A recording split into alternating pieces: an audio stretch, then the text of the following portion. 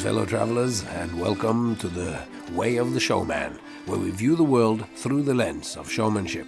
I am Captain Frodo, and I will be your host and your guide along the way. As we today get to have a little trip along the way with a new voice here on the way. This is Nils Dunke. He is a juggler, a professional comedy juggler from the Netherlands. He's I'm not going to say you so much about it because this is the first time I actually talk to certainly on air, but it's actually the second time that I talk to Niels.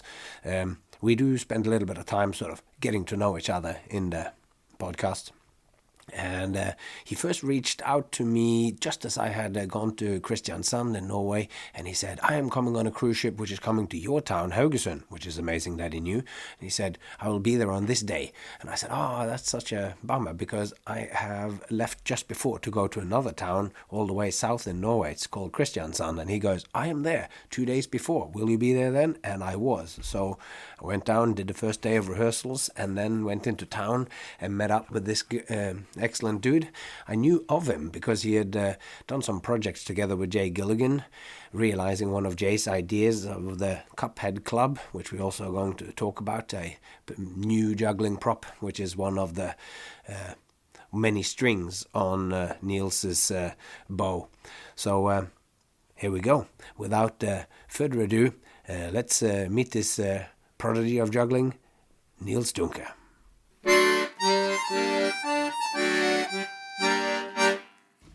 All right. So, yeah, funny. I set up everything. Like I got some props, I got some books, I got some stuff. Yeah. So I can show. Excellent. So, it should be fun. I mean, it's when I'm trying to think of what to talk to you about, you have what I would think of as like the broad spectrum approach. It's like, that's why I thought we could start at the beginning, like how you got into becoming a juggler, because I guess you were sort of a juggler first, and then you have now expanded out into what feels to me like it's every aspect of juggling, from equipment manufacturing to, which is sort of, in a sense, looking towards the future, creating new possibilities for people into the future with your collaborations with Jay Gilligan and whatever, but also, of course, your book publishing, which in a certain sense is about the past. And I'd love to talk to you about some of these old timers. So you have the past, and of course then your work with Karl-Heinz Zieten, who is the foremost scholar of juggling or history. And so then we kind of have the past and the future, but the now I think of as you, Nils Dunke, juggler probably foremost, but also then as a performer. So just to start it off with. I think that's a very good angle. That's cool. And also the name of the book that I did is Juggling the Past and Future. Yes, that's right. So it's kind of nice to tie it in.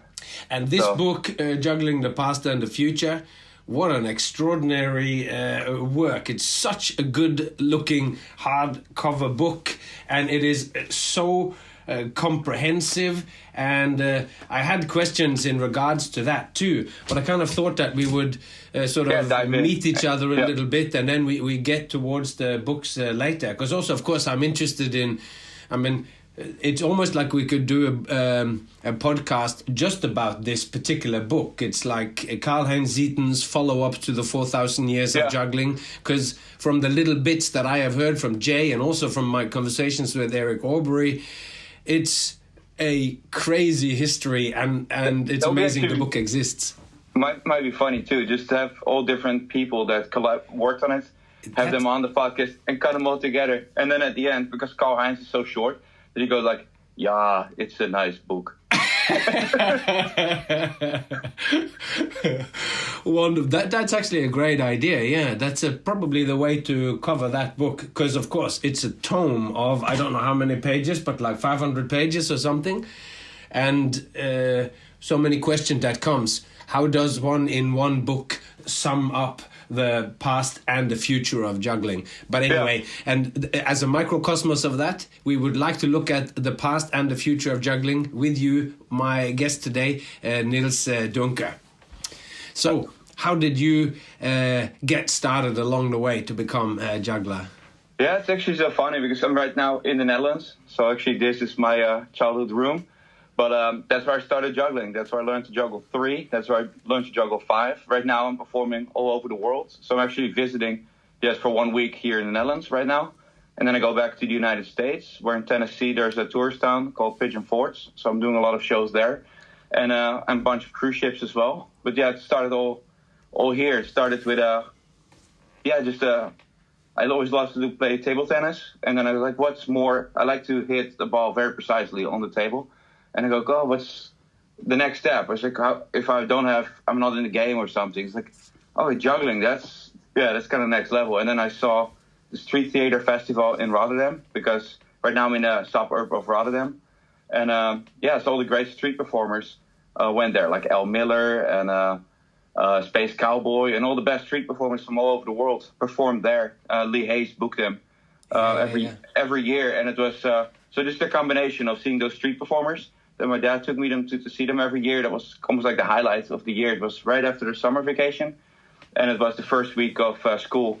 So that was always like a very special weekend. And then all the jugglers from Rotterdam came to visit too. And it was like kind of like a juggling festival without the juggling aspect, because all the street performers. So I got those two inputs. Like I like the precision of sports, like hitting a ball very precisely. And then juggling was like next level, because instead of one ball, it's like more balls. So it's like, okay, cool. And I can practice that on my own time.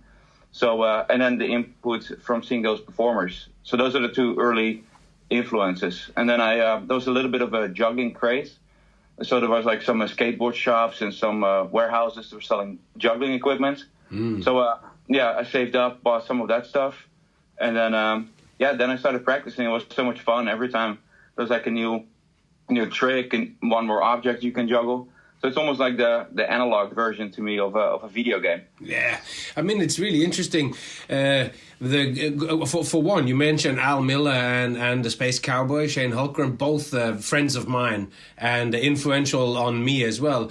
I met Al the first time in 1998 on his first trip to Europe, and we got along very well. And I have spent a considerable amount of my years or my life hanging out with the Space Cowboy. We toured together kind of solidly for about 6 years or so, both in the Happy Sideshow together and also street performers before that. So it's interesting that you saw those people and that we're sort of connected in that embryonic. It's so awesome. And then those juggling books, like there was one book from the library that now the pictures in that book, or like some of the jugglers that's written about, they're my friends now, or learned from some of their tricks, or like from Karl-Heinz Seaton. And then it's so funny how it all comes full circle. And juggling and performing variety arts, it's small enough that you can make those connections. But then still big enough that you can tour the world and have a great career with it.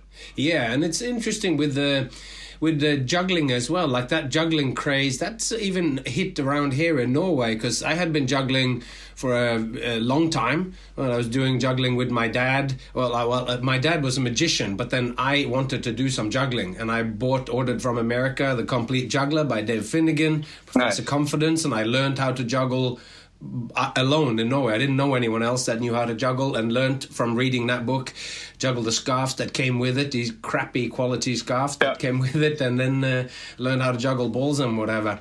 But then after I had been traveling and that, I came home one time and I met all these skateboarders that I knew, who in the meantime, while I had been gone, had gotten right into juggling. And I think that the film that was released called Caught Clean, I think that was a big part of it too, to really introduce it, because there are many similarities between juggling. I always kind of thought of like 3-ball juggling or whatever, with the almost infinite amount of possibilities that you have with something which is like I don't know if you want to call it, if you take the juggling as being like n plus 1, of like you have one more object than you have hands, that you have the simplest thing. And I think of the skateboard almost as like the simplest. It's just got the 4 wheels and the trucks and then the plank of wood to stand on, and that you try to find like these small simple beginnings which has infinite possibilities, and that there's something similar between juggling and skateboarding in that you can pursue all sorts of styles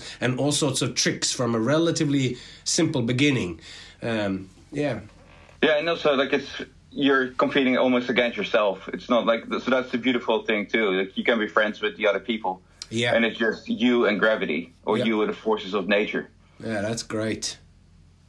That's really good. So you and so you saw those people, and then you met was there other jugglers in Rotterdam that you met? Yeah, I was 12 years old when I started to juggle. First it was with Diablo, and then I got some juggling balls, and then one of my friend's dads, like from high school, he juggled just a little bit, so he had some real juggling clubs, and I was like, oh my god, like there's some real juggling clubs in this town. And then I read an article that the local kids circus Rotterdam, in Rotterdam, they were doing like an open workshop at the World Harbor Festival, which is every year in Rotterdam as well because it's a big port city. And so then I just went there, hang out there for 2 days, and then I said, can I sign up? And he's like, yeah, well maybe just call the office. And then I had my mom call literally every day until we went past the voicemail, and then finally, and he was like, okay, this guy is so persistent, like let's create a spot. So then he's like, okay, it's not gonna hurt if one more dude is gonna be in this group. So then I got in, and then every Friday evening, then for like 2 hours, you could I went there and then learned to ride a unicycle, put a little act together just with all the other kids, and then with a friend of mine, I started doing street performing on the weekends.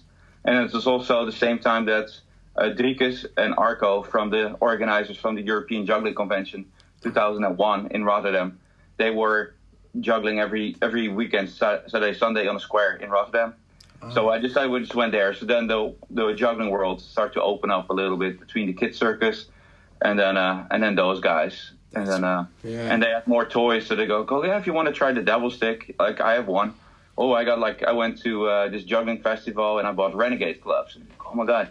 And then so they shared all that stuff, and they were great guys to hang out with. And then with my friend from the kids circus, we started doing street shows. And for a while, we had figured it out. Like if we were performing between like 1:30 and 2:45, like at one square, we made enough money just to get some ice cream and then go back to the park and juggle with Arco and Driekes. And one time I remember too, there was the local skateboarding shop, and I was like, oh, I want to have bouncing balls, but they were like 50 guilders, like 50 euro. And I was like, oh, but I said, wait, I'm gonna go street performing, and then save them for me, and then I will pick them up by the end of the afternoon. So I did the show, and then the same weekend bought those juggling balls.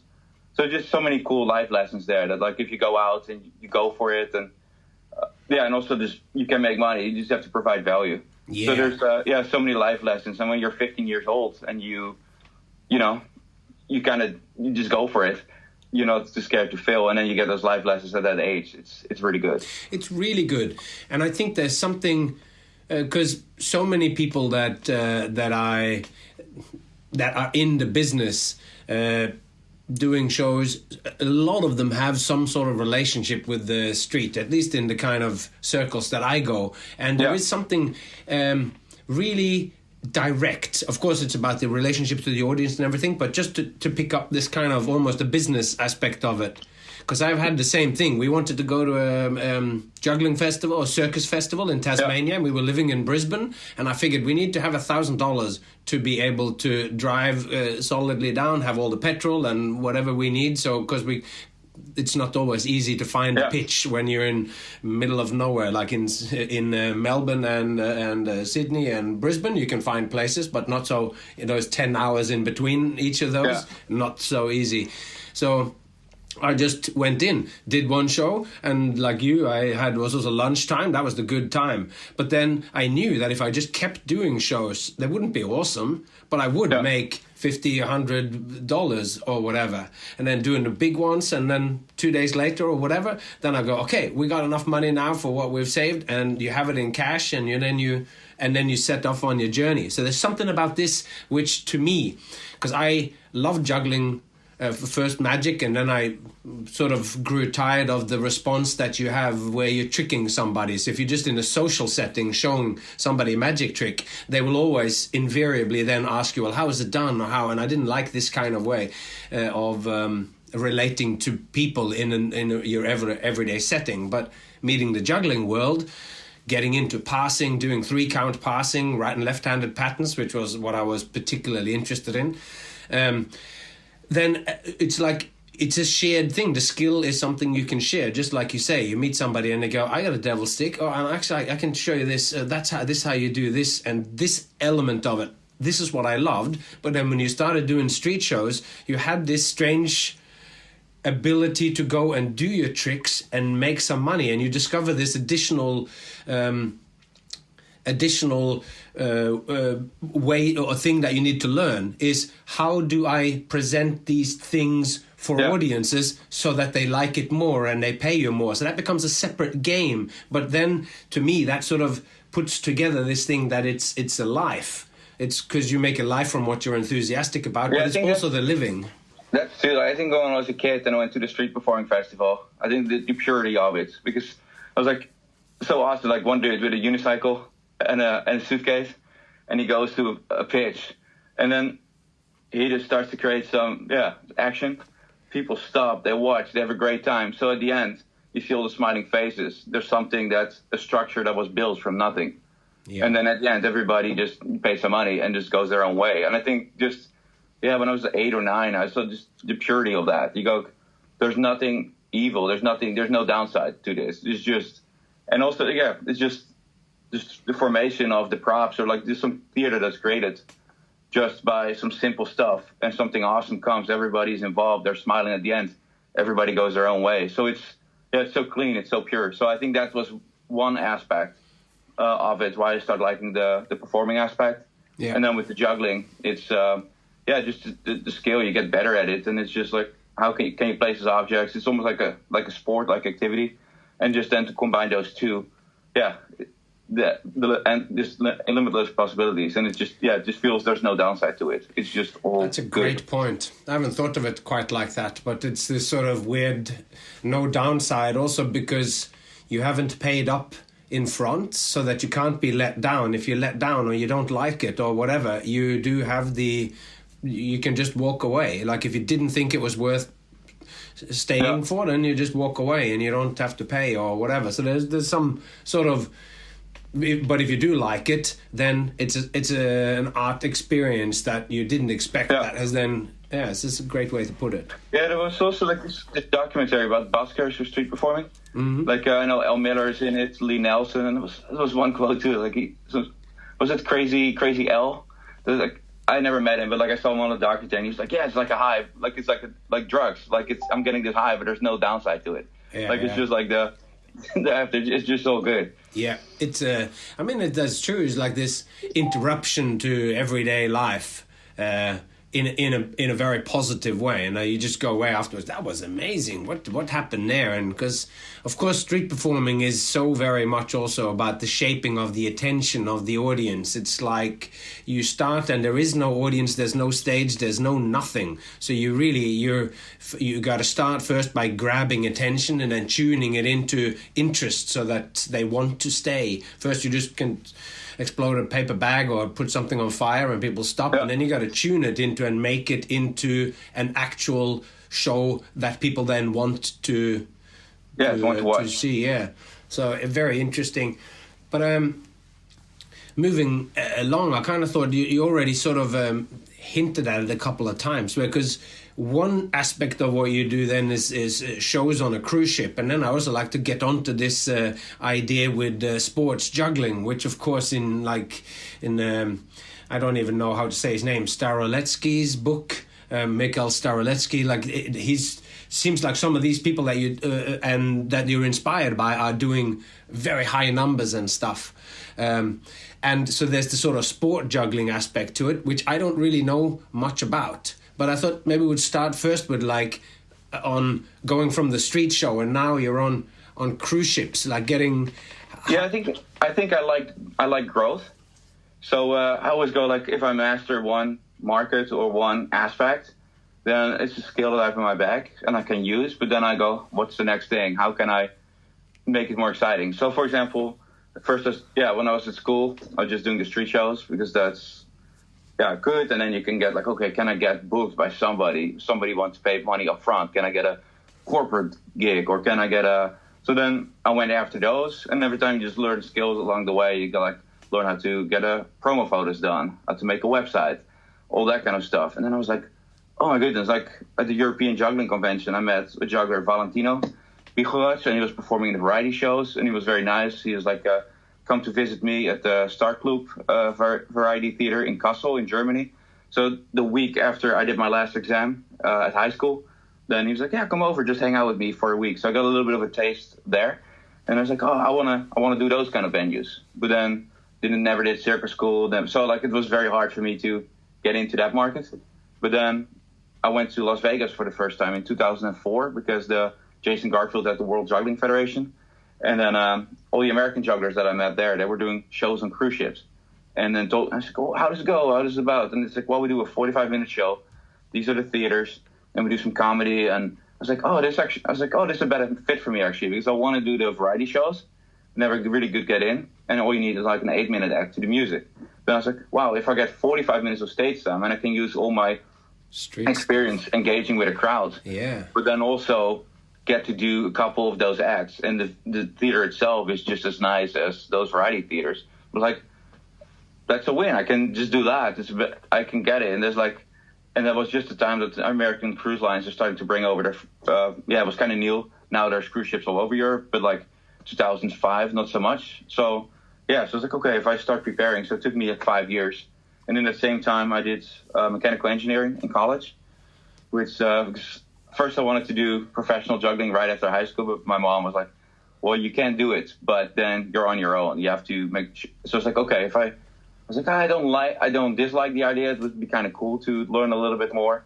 But then also I was like, wow, that will buy me 4 or 5 years time that I can just get better with my shows and still get food and housing and stuff that I don't have to worry about. And then I just learn something cool. But then all the other free time, I just put into my show. By the time, will be so much better and we'll be fine. And so how did you? So more specifically, like how did you? Adapt your street show or whatever? What were the steps that you took towards building a show that would... Because my point is, when you're on the street, you spend a lot of time making the passers-by into an audience, and there's a lot of hype and stuff that I feel needs to be toned quite down when you come into a theater, because they're already there and they just want to see stuff. You don't have to always ask them if they want to see it. Yeah, so I think I did enough of various markets to understand it and learn the specifics that I needed, but not too much that became my shtick. Yeah. So I know how to draw a crowd, but I didn't do so many street shows that was the only way that I go, okay, this is the structure of my entire show. Because I also did shows at a theater restaurant in Rotterdam. Oh yeah. Every Friday and Saturday. So that was great. I went to college. And just in the weekends, that was my gig. And then I didn't have to worry too much about promotion because they were booking me twice. So I got...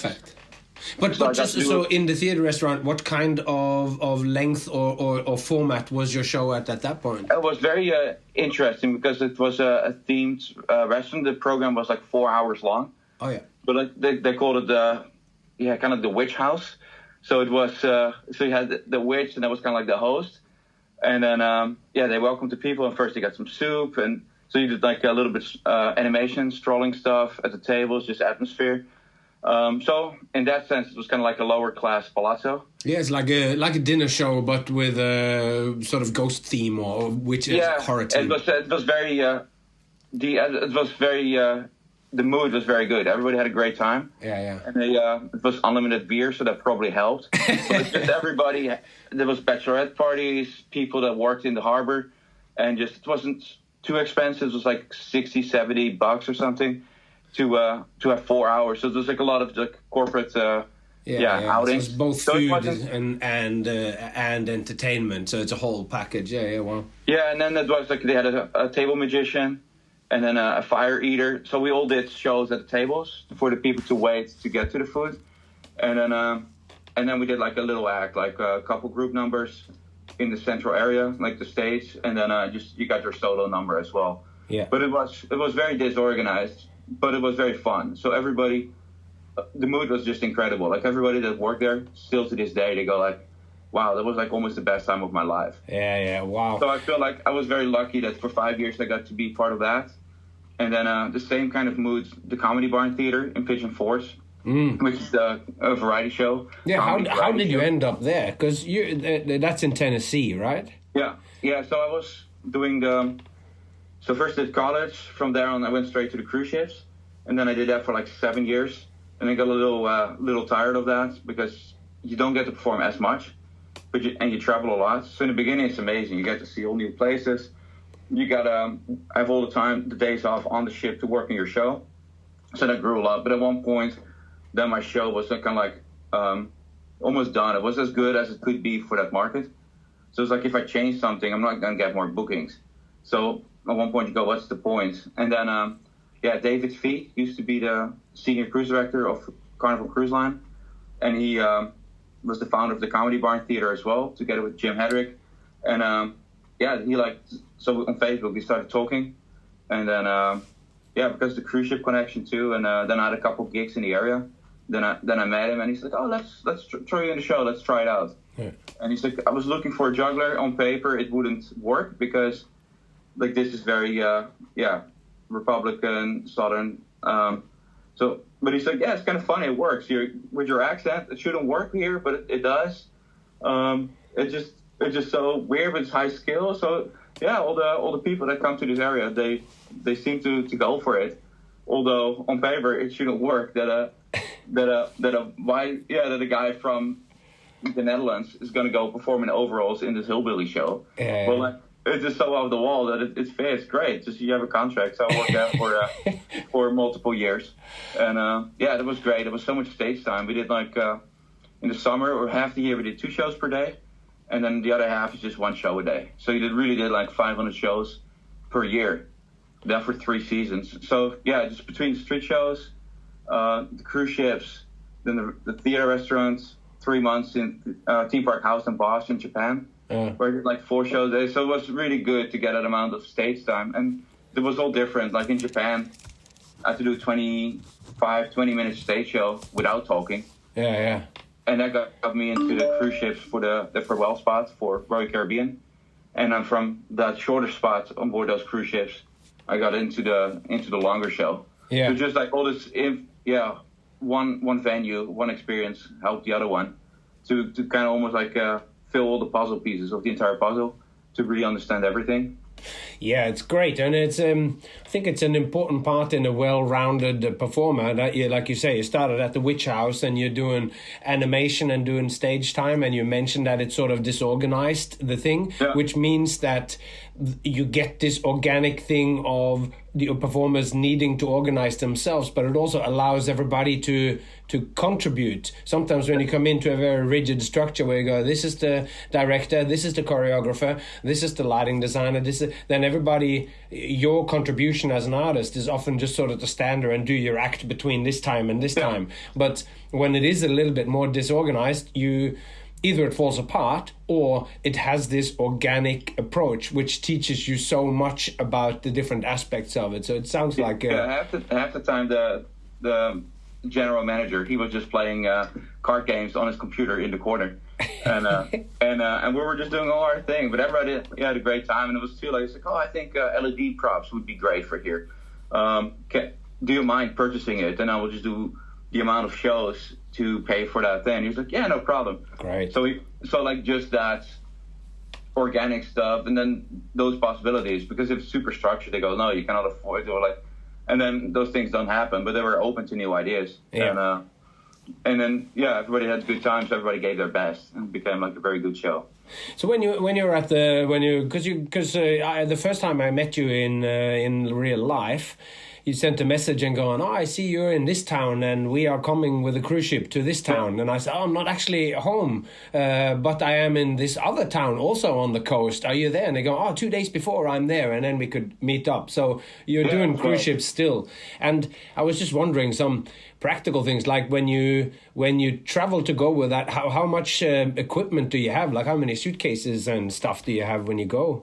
Yeah, so like 2 really is the max you want to travel with. Yeah. Like they reimburse for excess luggage, but like of course, the more you have, the less appealing it becomes for them, and also just the more pain of it for yourself becomes to travel around with all that stuff. So that's the tough part. Like with the cruise ships, like they want a lot of time, and in the beginning I was doing 25 minutes because they had a farewell spot in Royal Caribbean where the show always needs to be 45 minutes. Yeah. But then the cruise director wanted to go like, oh, thanks for cruising with us. Like, hope you had a good time. Here's a recap from the week. And then the dancers to do a little number. And then the variety act only need to do 25 minutes. Oh. So my agent got me in, started with that. And it was really good because I submitted the tape from Japan. And the American booker from the cruise ships had to say, oh, these Europeans, they don't speak English. So we need something that is more visual. So they go, this guy is great. So, yeah, I got a lot of work through that. But then I started to expand a little bit. So, and the cruise director didn't mind. So at one point, my 25 became 35. Oh, yeah. And then from that one, my agent go like, okay, if you want to, with that 35, just here. And then Holland America line needed 40 or something. So, and then from there, it's like, oh, no, you can do 40. And then you do one more act. And then, so that grew pretty organically. Yeah, but it was always the balance between which props, what extra to bring, and then also like how big does it play? Because exactly, yeah. And how many minutes can you get out of it? It's like you're bringing a plate spinning stack and all of this and going, but if you only have 7 minutes with it, it's like maybe you bring your clubs and then you actually, in the different routines you do, they have X amount of more minutes. So you want to maximize the material as well that you have, but still also have some spectacular things. Anyway, yeah. So how do you balance that? It's so fascinating to see the background from everybody, because like some street performers, they go into the cruise ship and then you really see that they want to do the build up, and it just doesn't completely fit. But then you also see some circus people that you see, okay, these are their 2 bits that they have. Yeah. And then they're not used to working with volunteers great. So then they get some volunteers and they try to stall, and it just becomes sad. But so you can, it's very interesting.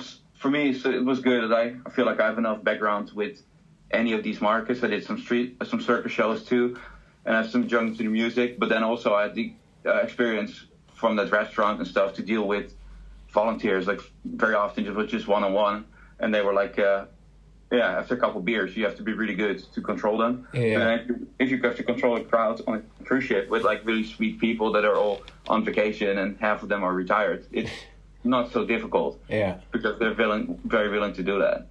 That's so. So it's a balance. The same, like for example, now I'm working on with Dan Holtzman on this new prop. Oh yeah, describe it, because it's an audio thing. It's an orange tube with 2 holes in it. It's an orange tube, so it's almost like a straight tube with a hole in the middle where you can put your fingers in. Yeah. And then of course you have the hole from the tube so a ball could go through. Yeah. But like so if you have juggling of tennis balls in a can, you can do a lot of those kind of tricks. If you're a juggler, you recognize it. Also, if you have cigar box juggling, if you can use 2 tubes and a ball in the middle, you can do those kind of tricks too. And you can also use it as a pedestal to balance things like your forehead and something on top. Oh, yeah. So for cruise ships, I was like, when Dan Holtzman showed it to me, I was like, okay, let's make it a little bit bigger. And then you can do 3 routines out with this one prop.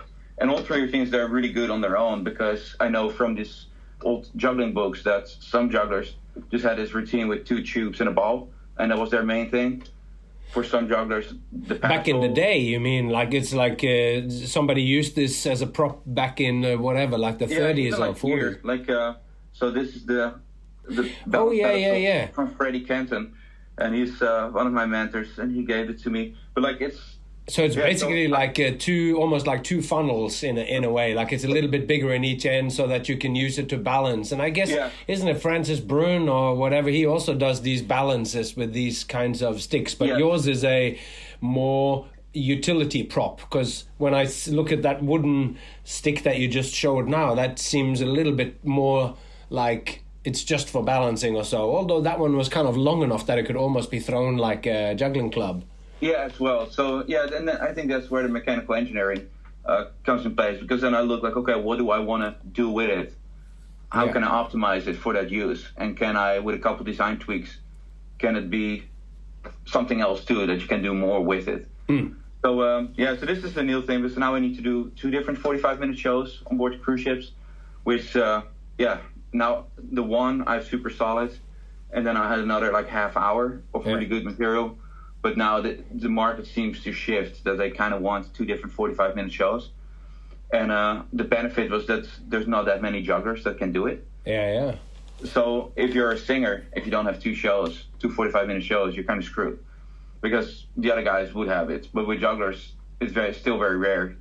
Like, it's only maybe, I think, less than 10 jugglers in the world that can do 2 different 45-minute cruise ship shows. Yeah, wow. And I was like, well, I just want to do, I have my show. This is really good. I'm already getting all the work I want with this show and a half.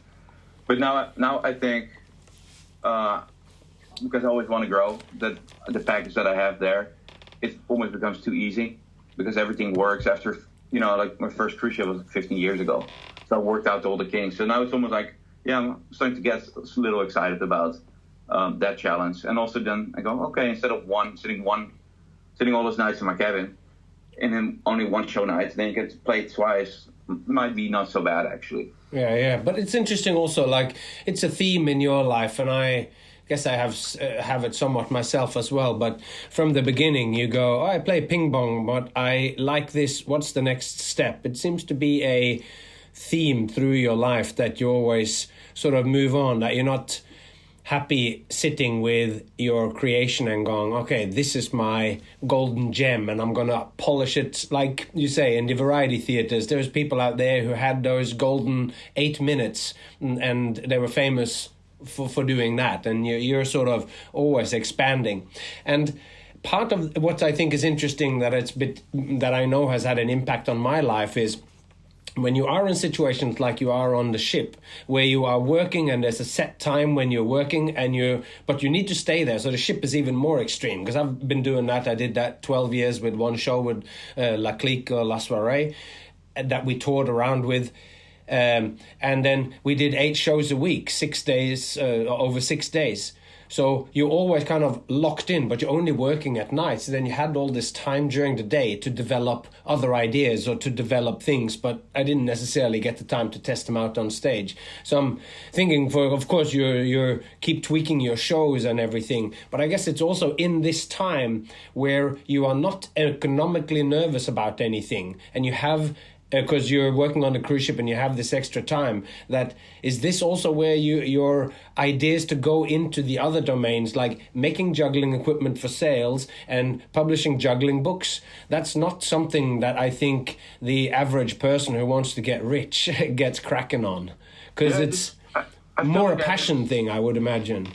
Yeah, I think I just feel like this urge that this is what I should be doing, and then I go, then if I don't do it, it feels like you're failing yourself. It's just like, okay, I feel this needs to be out there. For example, Karl-Heinz Seaton with his book, 4,000 Years of Juggling.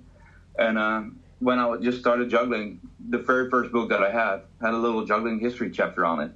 And he said, if you want to read more, read this book. And I was like, well, I want to read more. But then this book was nowhere available because it's very rare and there's such a weird history on it. But then I met Karl-Heinz at a European juggling convention. Then I became friends with him. Then we lost touch for a while. And then Eric Obery, he reconnected me with Karl-Heinz. And then, but I knew the history of that book, and Dubai was going to publish it. That never happened. And yeah, there's like this 20-year weird path until finally the reprint came out. But it all started with this one book. I was like, if you want to read more. And I was like, heck yeah, I want to read more. And I couldn't find it. So for all those years, I looked for that book. And then when Eric was like, he still wants to do that. He still has this pile of paper that actually I typed out, and Eric scanned all the pictures and stuff. But like now we're at the phase that everybody that promised, I will put it together, I will put it out. But nobody did it because all those guys feel that he has so much bad luck with that book. Every step of the way that he tried, had to try 3 times and every step failed. So it's almost a miracle that it came out. But I was like, he's my friend. I feel like it's good for juggling, and I want to read his book. And I was like, okay, then I will publish it. I will just go, give me that stuff. And he's like, have you ever published stuff before? And Karl-Heinz was very surprised and being like, Niels, he's going to do it? What is his track record with it? What's his interest with us? I was like, well, I think that's the good thing for mechanical engineering, that you don't know something about a topic, but then you dive into it, you learn the situation, you apply your logic, and at the end you make something.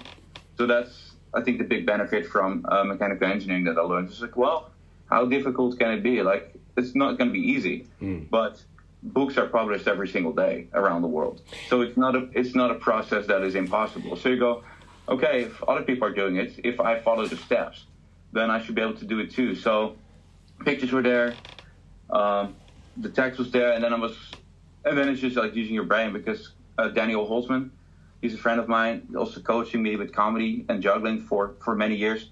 But his wife, that was her job, lay out stuff for magazines and books. And then because of, I think it was around 2008, because of the recession, then they had to let her go from her job, but she still really loves it. She also loves juggling, but she never got to be part of it in the sense that she doesn't juggle, but Barry and Dan were Speedy brothers. So she's always been around for so many years. And now it's really cool because she likes to lay out books, and she has now done so many juggling books also now for other people in show business. And and now she has her own little corner in juggling history through these books. So she worked very hard. She made it really awesome because it's super quality, and she knew enough about juggling. And then Dan was overlooking it too. So Karl-Heinz was like, this book is so awesome, so much better than the layout of the old one, because now when I talk about this juggler, his picture is right next to it. And he's like, yeah, it's really thought out well. Yeah, wow. And so Eric Aubrey, because he's one of the guys who sort of started early on working or trying to make this happen or whatever, or like he made that contact with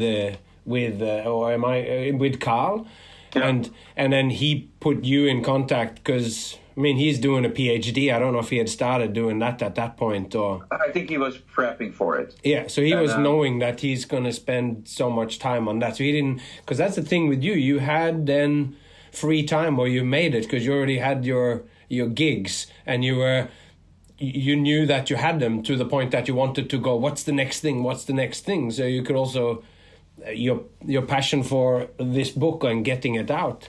Yeah, I was like, it feels like it has to be out there. Yeah. So and then money always, you can make it and then you spend it. So it's like, then I think if I have more business skills, yeah, like then if you know how to, I mean, I never had to use investors quite yet, but like, or if you know how to book a gig, then you go, okay, if I work on this, or if I do a couple gigs and I can pay some people to do some of that stuff, then I go, well, altogether, that was the chunk of time in my life I spent on it. But like, if you buy stocks with it, then maybe if that tanks, you lose that one. But this one, at least, it's out there.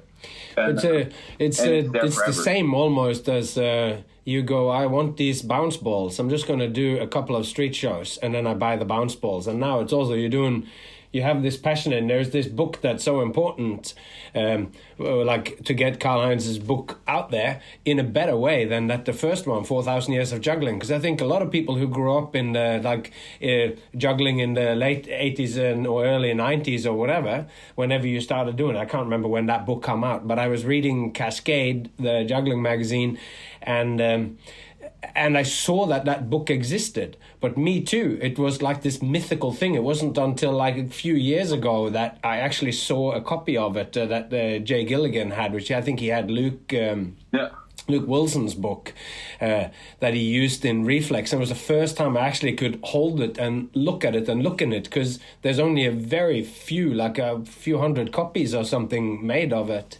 Isn't that? Yeah, so even with that, I asked Karl-Heinz, and he's like, I don't know how many copies have been made. Oh. Because he got ripped off by the publishing company as well. Oh no! But like he was just like, but yeah, it's very rare. So there's not that many copies around. But like even the thing, because Eric said like there's so many copies printed. But like Karl-Heinz was like, I don't know, like it must be an estimate, but like most likely threw around that number, but we don't know if that's the exact number because he said the guy was just printing it, and I never saw money from it, and I don't know how many he printed. Oh. So there's like so many unknowns about that book. It's like kind of a ride on its own. But it was an interesting thing. I think the fact that the book was called 4,000 Years of Juggling, already that to me was a valuable piece of information in the early days of the internet, that I was like, yeah, but it's like 4,000 Years of Juggling, and I had seen those pictures from the tomb of Beni Hassan or whatever it's called. Yeah. With the women juggling, and which is in the beginning of this juggling the past and future as well. Of course, it sort of goes. But anyway, so that's like this book, Karl Heinz's Magnus Opus or whatever, was the first book that you published in 2017 or? Actually, second, but like the first one was very small. It was just to learn how to juggle book. Okay. Because I wanted at the Comedy Barn Theater, there were so many people coming through, and I was like, also for my own reputation, it's like, oh, if I learn how to juggle book, I can sell it at the show, and it will help my. So that was like a quick project that I did pretty quickly. So in 2017, that was the first one. Also, it was a good lesson. It's like, okay, it is doable. And then how did you do that book? Like, I haven't seen that book, but that's also with photographs and stuff. And it's very small. It's like 80 or 90 pages. Yeah. And it's just. But it's for the general public. It's like So it's how to, and it's the simple patterns. It's a little bit about me. It's about learning how to juggle. So everybody that saw the show, and you go, okay, $10 for that book. Great. Like it's so actually the car that I bought in the United States. For that contract, I paid with the income from that little book. So that was pretty awesome too. Like in the beginning, it was like maybe a month of work. And then that month of work before the show paid for the expense of the car I was driving there. So that was just cool. But there you go again. If you have a good idea and you go after it. Yeah. And you make it professionally and just actually...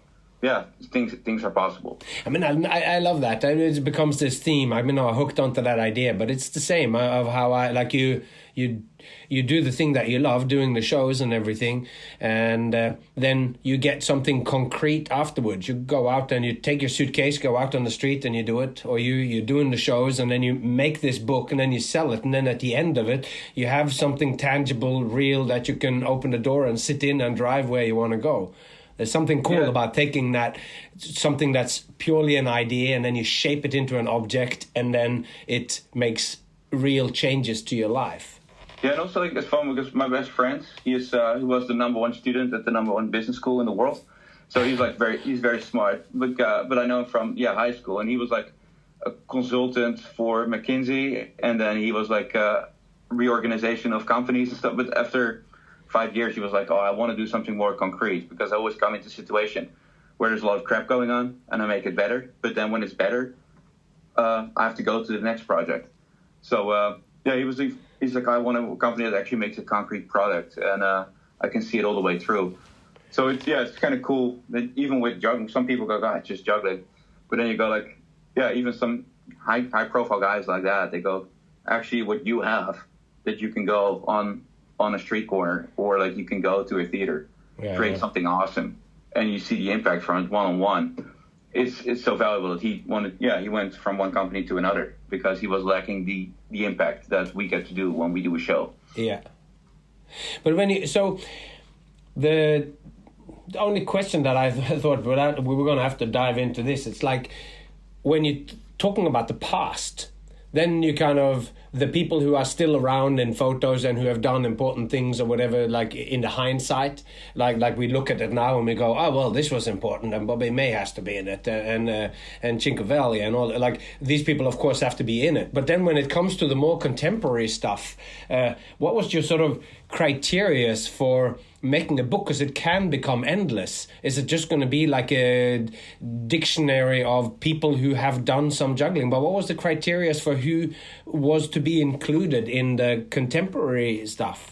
For me, it was like, luckily I didn't have to write the book. Karl Heinz wrote the book, but of course at the end you have to maybe guide a little bit. But first it was like, okay, it's Karl Heinz's opinion about juggling history. So that was also a couple times when some more modern jugglers were upset they were not in the book, or they go, well, this is or like America, they go, oh, there should be more American jugglers in because we have a lot of influence. Some American jugglers came in a discussion, but then too, Eric and I were like, well, this is Karl Heinz's opinion about juggling history. Like it's so like he is the #1 authority. Especially, I mean, now he's not keeping up so much, but especially before, the generation before, undoubtedly the number one authority in it. So you go like, but it's still, you have to remember, it's still his. Yeah, it's all filtered through his lens, or so of interest and just who he actually has seen or heard about. Yeah. So the answer was too with some comedy jugglers in the U.S. It's like if you're going like it's not, if you're not happy with it, nobody's holding you back of writing a book about like American juggling history. Yeah. So you can do that, but like so that was it's still subjective, but that's also like I think throughout history. Any history, like it's if you're friends with the historian, so he's knows what you're up to. What you're about, but it's also it's the book. The book also starts with that because Karl Heinz, he also had got started in his interest and his sort of collection of chronicling juggling from another man. I can't remember what his name is, Max Koch or something like that, or Max Koch. And it's so wild because then Tommy Curtin, he's the man from the bottle clubs that I'm producing now. Oh yeah. He lives only an hour and a half away from the Comedy Barn Theater in Tennessee, so he came to the show pretty regularly, and I'm really good friends with him now as well. But he said like that he was trying when he saw the ad that you can purchase that collection. Yeah, he did a bid on it as well, but it was too expensive to get that collection from Berlin to the United States. So then Karl Heinz got it. But it's just so wild that's so many years ago, and also like if he would have gotten it, juggling history would have been so much different than it's now. But then just to get in the journey that you get to see the other side too, or hear like, oh, I was bidding on it too. Like, wow, like although it's such an obscure detail. It's cool to know those little things that otherwise, without those details, you cannot make certain connections. How to report history better.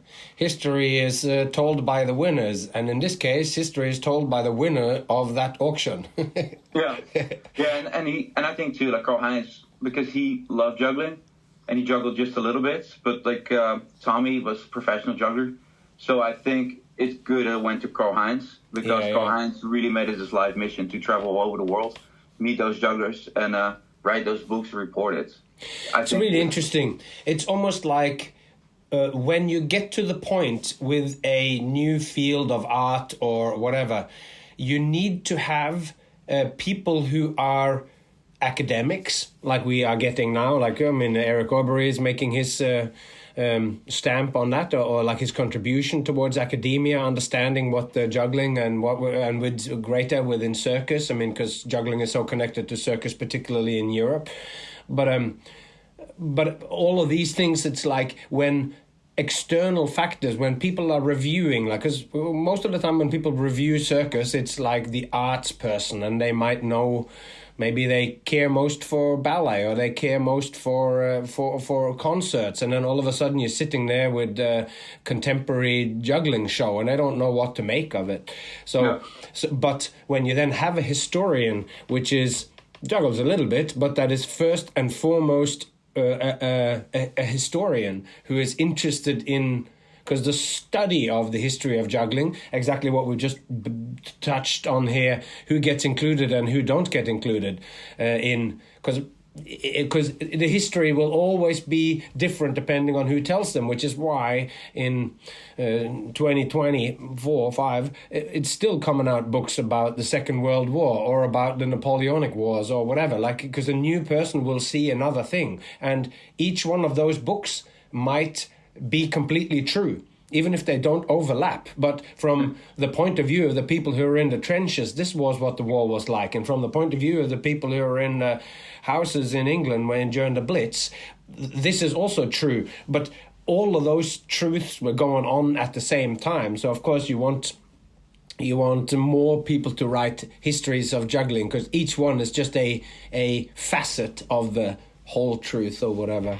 Yeah, probably time is the filter too, because like if you have maybe the Salerno ring, now everybody's doing that trick again. Mm-hmm. So you go, okay, then his invention. So the Salerno ring is the ring with the glass inside.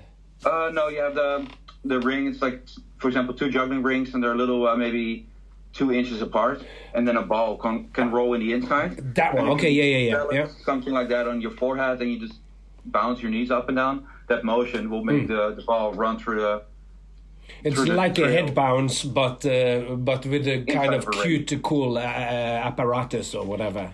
So like now that trick becomes popular again. So then also, I think what Karl-Heinz did too. Like if you saw people still nowadays still do those tricks, then you go, okay, this juggler creator Salerno is an important figure in juggling history because people are still doing his stuff. So I think that's too. He looked what the impact was from before. Yeah. And then report out. But he loved it so much that I think he's foremost juggling enthusiast.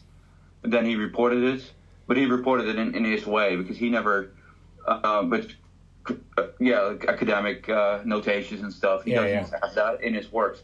And then also sometimes it's funny. It's like a folk history kind of. It's like almost like an oral history. Like he tells it, and this is the way that this was, and I know because I was there. Kind of. It's funny too because I had a couple discussions with some people too. They go, well, his books are not so accurate because there's no citations in it. And I go, hold on. He was sitting with the guy that did it, or he saw it firsthand.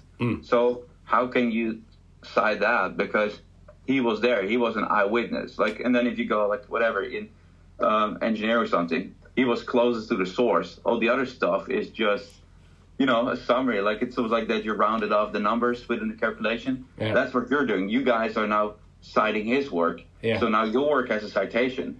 So academically, it's now more sound.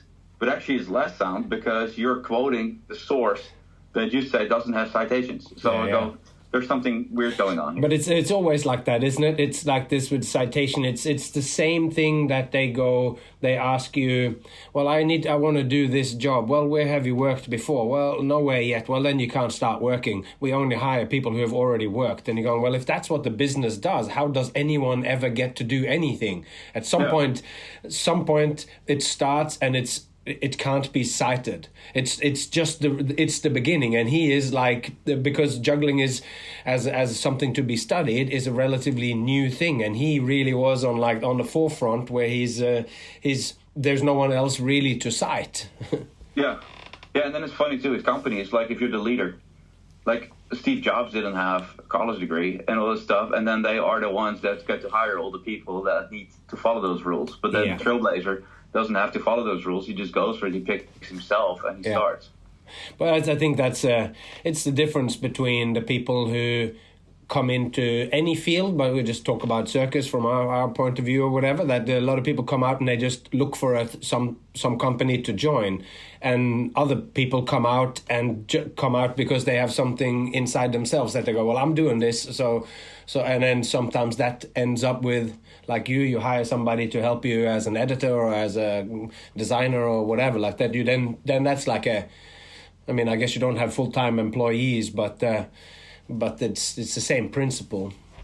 Yeah, it's mostly partnerships and freelancers, but for another project, getting close to that one, but not yet. But let's just before we move on to the future or whatever, like, because you have got personal relationships with different jugglers from the past. So, like, for instance, like the book that I like, the Barry Thorson book, Unbalanced, and My Life as a Juggler by Bobby Jule. And I think I recently saw this guy, Bobby Jule. Is that how it's? Yeah, it's so cool because he's 100 years old now. 100 years old. He's still very sharp, and he lives in Pittsburgh. And then because of some shows in the United States, he got to be in the area a couple times. But it was during COVID. Everything stopped. And then David Kane's juggling collection, it's only 5 hours from the place where I was performing. And there was nothing going on. So I was like, oh, David, you probably have a lot of stuff to be done, like scanning your pictures and all that kind of stuff. So I just spent there almost 3 weeks just scanning stuff at his collection. So it was really good because then also I saw a bunch of Karl-Heinz collection, then a bunch of David Kane's collection. So it just helps me in multiple ways. So I was like, okay, if I need to do new acts. Hang on, just also, so then if you look at new acts, you can get inspiration from there. But just before we go, so what was this juggling archive? I don't know about this. The juggling collection, I mean. So David Kane, he was actually Jay Gilligan learned club passing and a bunch of stuff because they're in the same area as David and Scott Kane. And they're two brothers in Ohio. And David has a big passion for juggling history. So he asks like a lot of like historical figures in juggling if he can reach out to them or their family. Hey, can I have the props from your uncle? Can I have your old props? So now he has almost all the props from all the most significant figures in juggling history. Wow. And it's all in his house. So it's a massive collection. And then he bought photo collection from so he bought like some collections and he collected a lot, but like they're all in folders, so and not digital. And he's writing a lot of articles for the International Jugglers Association. Yeah. So it's like, well, I have all this time. Those things need to be scanned, so I just scan them for you. And I have a place to go during COVID. Like I'm learning more because then I've seen so much from Karl Heinz's collection. Then I've seen all your pictures. Then if I need to work on the second cruise ship show or whatever, then I know what all has to be done. Because then I go, okay, maybe for the cruise ship show, I want some toss juggling, some balancing trick. The show still needs to be versatile, but I don't want it to be drawn out and be boring. So I go, how can I, if I've seen everything that's out there, I can just pick the types of tricks to create a really good, strong running order for my show. It helps juggling history because then that stuff is scanned. So it's almost like a triple win. If I spend my time there instead of just staying at the house watching Netflix and hope that shows are gonna open again. So that's what we did. We just hung out for like over 2 weeks working on that stuff when the entire world was shut down. Yeah. And so that I don't know where I was going with that, but like. Because you were talking about you're sort of back to where you were at, how you went there and you have 3 different things that you can get from going to this collection, and I kind of stopped you in your tracks because I didn't know about it. What's his name? David Kane. David Kane.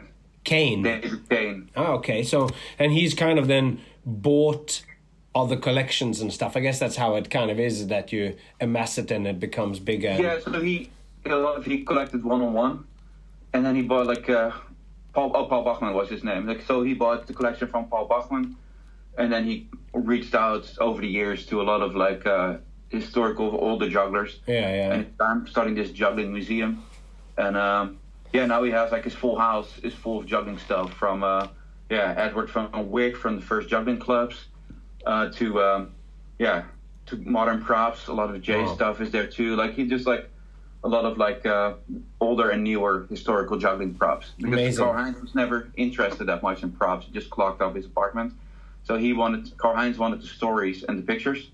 Yeah. And David Kane, he likes the props and then learns about the stories afterwards. Wow. But it's really good because it's the same like now with Albert Lucas. His dad was in the acrobatics group with Anthony Gatto's dad. And those guys trio, they worked with all the great jugglers from the past, from Serge Flash to Francis Braun, Bobby May. Yeah. And they always asked, like, why do you use this kind of juggling club? Why is your ring this size? Why do you warm up that way? So they learned, they were okay jugglers themselves, but not like world class, but they were world class acrobats. Got to work with the world class jugglers, and they just loved juggling, so they just asked all those questions, accumulating all that knowledge about how to practice juggling. Huh. And then they used that knowledge to train their sons. So Anthony Gatto, incredible. Albert Lucas, he was the first guy to do 12 rings. And then he did 13 and 14 as well. Then his older brother, he was like the guinea pig. He juggled 10 rings. His younger brother can do 12 rings. So from that group, like pretty much like half the jugglers that have done 12 rings come out of that little pool.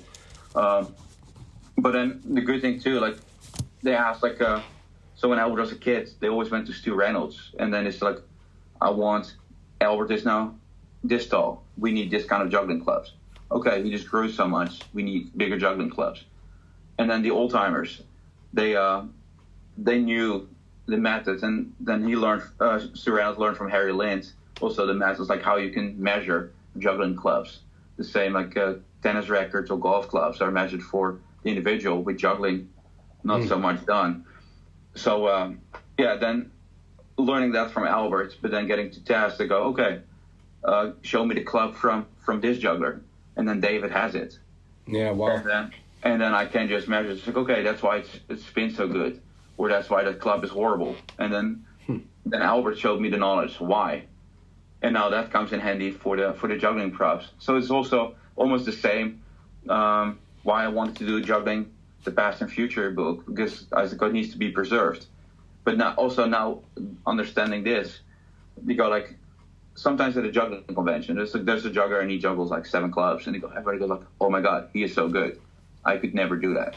And then you go, no, you could do it too. I said, you were just unlucky that those clubs, they fit that juggler, almost like certain body types. When you go to a suit store, that suit that you buy fits you like a custom-made suit. But if you're maybe heavier or lighter, then that suit would not fit you like a custom suit. Yeah. So, and then that's what I feel with juggling equipment, but most jugglers don't know that. And then I go, how good would it be if you can make the juggling props better and optimize them so that people that only get to practice a couple times a week, or even also professional jugglers, then just have a better equipment so they get more out of their training time. So it's almost like you don't have to beat your head against the wall during every training session for so long. And then those guys will land those tricks because the material is not working against them. So that's also like, yeah, then when I start to know that, and then it's like, okay, mechanical engineering, I should be able to figure out to make one part or like a juggling prop, because my other friends are in manufacturing or doing stuff with. I was like, I should be able to figure that out too. It shouldn't be too hard. And then you also do it.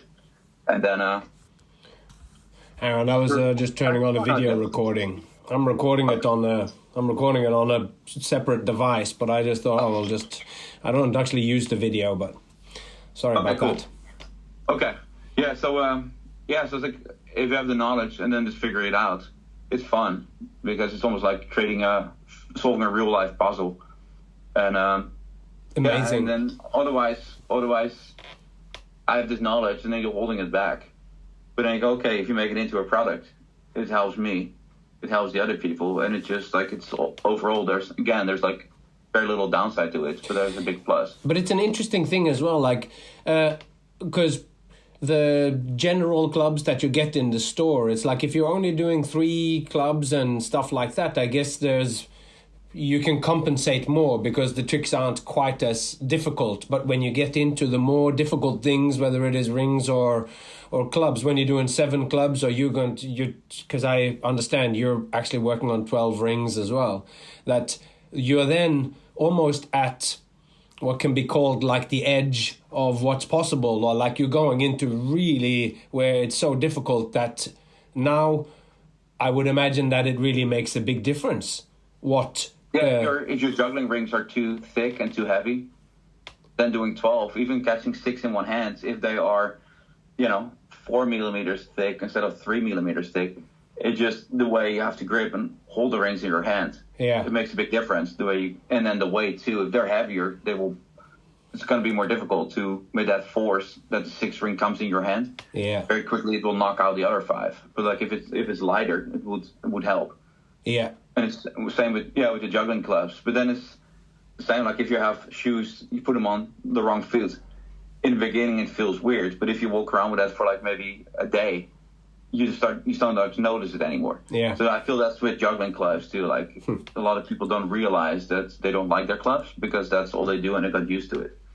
So this is something that your engineering background could potentially put into. I mean, I'm sure, like, because you've made some equipment and you've got plans for having a actually, like, because is it Foot Locker or some of these stores anyway where they sell shoes where they sort of measure your foot and checks where your step is, and then they go, well, these are the type of shoes that you should have. Have you got dreams of making an online place where you can decide the length of the body of the club and the handle and yeah, it would be great. First we need to get the system up that you can make those clubs pretty a wide range of weights, lengths, all that kind of stuff. And then, because the old timers already had the method that you can go like, okay, these are the length of certain parts of your body and just connects to those. And then what do you want to do? So the formula is already there. It's just right now the molds are not cheap. And then also inventory. So it's coming out with a juggling club. So that's going to be the first model that will fit into this system. But then we need you had to invest in like maybe 5 more molds. And then also you have minimum order quantity of plastic. So the first club, we're gonna release them in 6 different colors, but every part the minimum order quantity was 2,000. So that's gonna be 12,000. And that takes space. Just money to buy it, but then you need money to store it as well, because there probably isn't.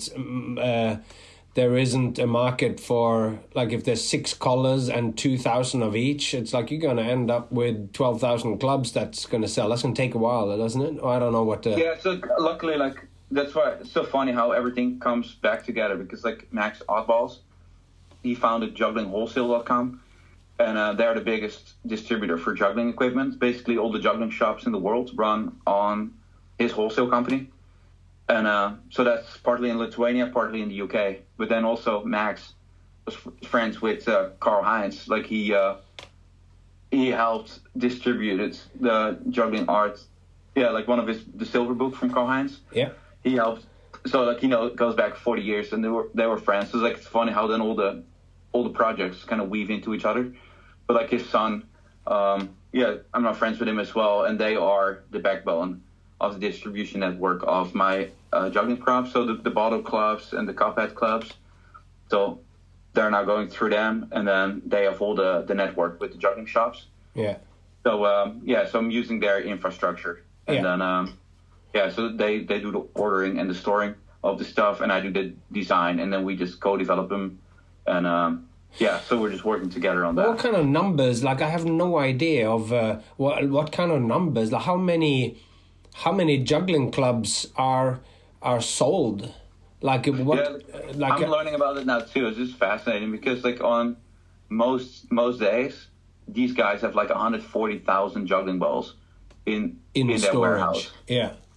And how many is sold? Like, because that gives you a quite a direct metric on what's going on in the juggling community. If they sitting there as a distributor and they got 140,000 balls, and they go, okay, we just got 6 new orders from the UK. Like, what's going on there? Why is there being sold 2,000 juggling balls there in this time when it normally is only sold 500 or whatever? Like, what have you got any numbers on how many juggling balls or clubs or rings are being sold every year or every month? I do know that they were beginning of the year, they were very low on stock. Then they reordered everything, and now again they're very low on stock again because of Christmas, all the Christmas presents. Mm-hmm. And I had one time at a really big juggling workshop for Nike, and I needed 8,000 juggling balls on one day. And then on that one model, they were like, okay, now we're getting close. We need to give you a couple of another model. Is that okay? But like, I don't know exactly. I know that the designs that I'm working on, that they're better than the other products that I've been using in the past. And then I go, okay, if you believe in this product too, then they take it on, and then they place the orders. Yeah. But like, the same with the cigar boxes, like, minimum order quantity was like 3,000, and like I had one model, and I did it with rotation molding, and then it takes longer with that kind of production methods to make a prop. And they were like, okay, this is not going to be enough. Like, that mold, we are going to have more demand than you can provide with that mold. So let's upgrade. Let's go to injection molding. And the first initial batch, they just already ordered 3,000. And tell me a little bit, like we seem to have slid into the future, because I think of the juggling equipment as the future. Just like you went back and you looked at the archive to look at what were the old timers doing, what was some crazy juggling equipment that no one has used for 100 years or 50 years or whatever. What is not popular now? What can we bring back? So now you make like, because you got the cigar boxes, which I know nothing about, but I have a cuphead juggler, a cuphead club that you gave me the other day, and nice. I was using it when I was juggling. I was doing eating the apple on a rollerballer for an act that I needed to do, and I was juggling it, and I ended it by, instead of having to eat the whole apple, I ended it by throwing the apple into the cuphead club. So I know kind of what that is.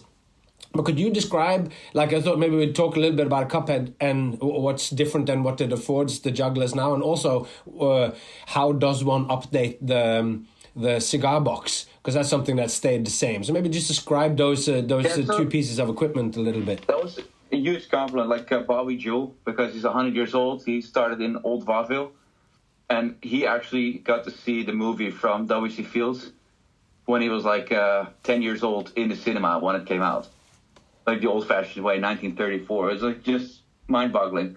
So I showed him the box when I was visiting last time, and he was like, "Oh my God, this is brilliant! Why in this more 100 years, or when this time has been around, has nobody ever made this better? How never think about it?" I was like, "That's pretty awesome to get a compliment from the guy that got to see W. Fields."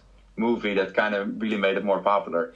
So that's from your in the cinema. And we're talking about the cigar boxes, and you have then I take it. Box, it's always like a square box. It's just, and I was like, but your hand, when you grab your hand, like when you have it to relax, you know that the space between your fingers and then the space between your, it's almost like a triangle. If you just have your hand down, you just let it lean, like how you grab a cigar box, it kind of looks like a triangle.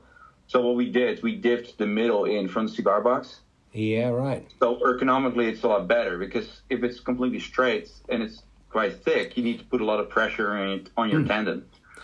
But we made it's almost like when you have a box, you would push real hard in the middle. It curves in towards. Yes. So that's what we did. And then also the benefit is that the middle part where you hold the box is going to be a little thinner, and then you can flare out the part where the boxes touch each other. Mm-hmm. So you're gonna have, with your grip, you're gonna have more surface area when you do the actual tricks. So every move becomes easier to do because you have more surface area to catch, so it's less likely you're gonna miss.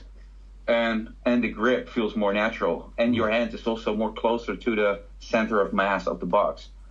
So you feel like instead of just holding a prop, it feels almost like the prop is an extension of your hand. Yeah, so it feels a lot more natural. So through that little tweak, which is not that little, but like it became so much better. And that also came back because Albert Lucas' dad was working with all these great jugglers from the past, and then he was like talking, how can we make these prop better? So there's this one idea that they were sort of playing with spools, and then Albert and I, we started brainstorming. So we took that rough concept from one of the conversations that I think it was, his dad with some jugglers. He had like, I think Bella Cremo and Chris and Bobby May, and then mechanical engineering kind of like almost reverse engineer what they were talking about, and then we came up with this design. So that's also why I put the Morera name on it as well, because that was Albert Morera was his name. It's like, okay, it's kind of cool to tip your hat, almost like a magic trick. They always tell where the ideas come from. And that's also too, like if we can incorporate that idea with juggling equipment, that would be kind of cool. If you have the Tommy Curtin Bottle Club, the Morera Cigar Box, the Jay Gilligan Cuphead Club, then it's also, instead of just a piece of plastic, it becomes a prop with a history. That's great. And so it's basically like it's an ergonomic version of the cigar box. It's like they got the idea for the cigar box maybe from actually just having 3 cigar boxes that used to keep cigars in, and now you're stacking them like is the way you juggle with them. But because they're not so easy to hold, then you end up often that they're sort of a little bit short, so you end up with them maybe not, a little bit hands not in an ergonomic position, which, just like you talked about with the length of the handles compared to the length of your arm, can limit you because you reach the end of what one can do with that design of the ball. So you're making now like a cigar box 2.0, where because it is easier to physically hold it, it's more being built as a juggling equipment. Before it was just a cigar box. It was more like a stage prop. It had to look like props a gentleman would find in a salon. Yeah, and it reminds me of... And now you go, let's make it a sports equipment. And it's because it's like reminding me of when they first started making digital photography. that it was, you take it and it's one picture. Once you've taken the digital photo, they were taking it, basing it on the way that old pictures used to be taken. It's one negative, and that's how the image is. Whilst nowadays, when they store digital information, it stores all the information of how it was when the picture was taken, where the sun came from, where the shadows are, all this sort of stuff. So in the expensive cameras now, they have a much wider range of information in the picture that digitally then you can actually alter where the sun comes from and stuff, because it's not storing one frozen image. It's storing all kinds of information when it was taken. That just is, well, when you first make a new digital technology, or you make a new technology, it's like it's mimicking the old thing. So cigar boxes stayed like cigar boxes because that's where they came from. But that didn't mean that they couldn't be improved, but it might have taken 100 years or so for somebody to think about it. Thought about it. And I think often they go like, oh, this is what it is because this is how it is. And then a lot of the prop manufacturers, they're not really jugglers themselves. Yeah. So that's two, and then they just go and they ask some jugglers like, what do you like better? And they don't really know because they're not trained as engineers. Yeah. So it's just like this overlap, and I think it's good for me now, knowing from the engineering, knowing the juggling, then knowing the background from Albert and Karl-Heinz and then David Kane's input with that actually you get to touch like the old props. Yeah. And then you go, oh, this is a great prop. The balance point is quite right, but it's made out of wood and tape and whatever. Yeah, and then you go, okay, can we keep the design or like the distribution of it, but do it with modern equipment? Yeah, interesting. So because it's of interest to the listeners of this podcast to hear me and Jay talk a lot, can you talk a little bit about the Cuphead Club? Because me and Jay have never actually talked about that here. So what's special about it? It's so cool because first off, I took Jay's a masterclass in 2004. So for me, how I look at it, you have Michael Motion, who's a big influence. That's also why he's on the cover of Juggling Past and Future. So you go, Karl-Heinz said like he's a bridge between the old style and the Niels style. And then I think for me, Jay Gilligan is right behind it. Like I go, it's like there wouldn't be Jay Gilligan without Michael Motion, but then also there would not be a Wes Beaton without Jay Gilligan. Yeah. So for me, I go. I totally agree. And also for just pushing into taking Michael Motion's declaration or whatever that juggling is art, that you can't argue after seeing him with his triangle or with his contact juggling or how he has gone into all these different techniques. You can't argue anymore that juggling is it's not just a novelty circus thing. It's stepping into whole other domains, and that torch has been passed on to Jay, who is doing so much exploration and was the first person I knew of who kind of rebelled against this tyranny of the juggling rings come in 2 sizes or whatever, all this sort of stuff, or the equipment is like this and that, and so I totally agree. But so anyway, let's. So I did this. I did the bottle club because I really wanted to set up bottle clubs myself, but like I couldn't find them anywhere. So and then because of Tommy Curtin coming to the show, and he said, yeah, that's cool, you can do it. And then I managed to buy the molds from Cindy Marvel. Actually, she traded for something else, but she was very generous. I got the mold original from Stu Reynolds. I was like, okay, if I have the mold, and I got the permission from the guy that came up with that shape, then that's as legit as it can get. And then, so then I used my very first time, I used mechanical engineering to get those bottle clubs made. And a lot of people are now using them.